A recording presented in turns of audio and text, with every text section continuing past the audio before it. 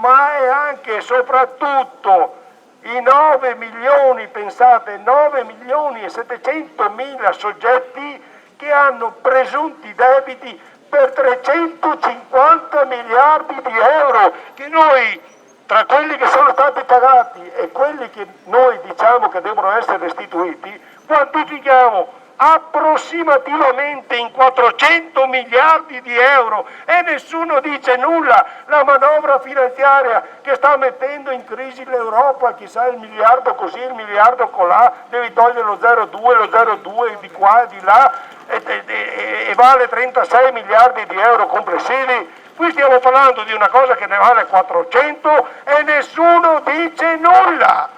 È una cosa che non potrò mai accettare fino a quando avrò la capacità di intendere e di volere. Non posso accettarla questa cosa qui.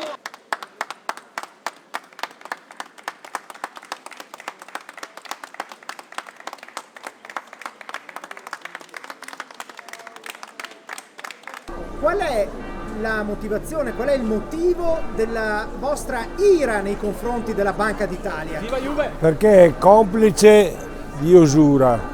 È complice di truffe e di usura e non lo dico io, lo dicono le commissioni parlamentari e regionali sulle banche popolari venete. Hanno detto che la Banca d'Italia ha fatto più o meno come le tre scimmiette, non vedo, non sento e soprattutto non parlo. E in tema di usura ha emesso circolari, note, istruzioni e quant'altro per permettere un'usura legale alle banche.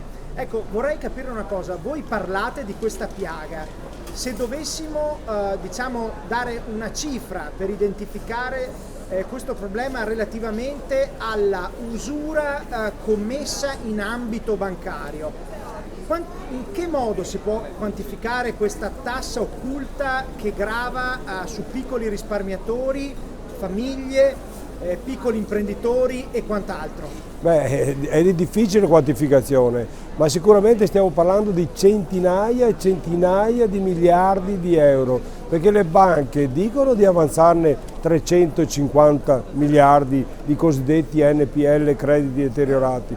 Siccome noi vediamo che circa l'80% di quelli analizzati, ma non solo di quelli che devono essere pagati, ma anche di quelli che sono già stati pagati, vediamo che ci sono tantissimi soldi che devono essere restituiti.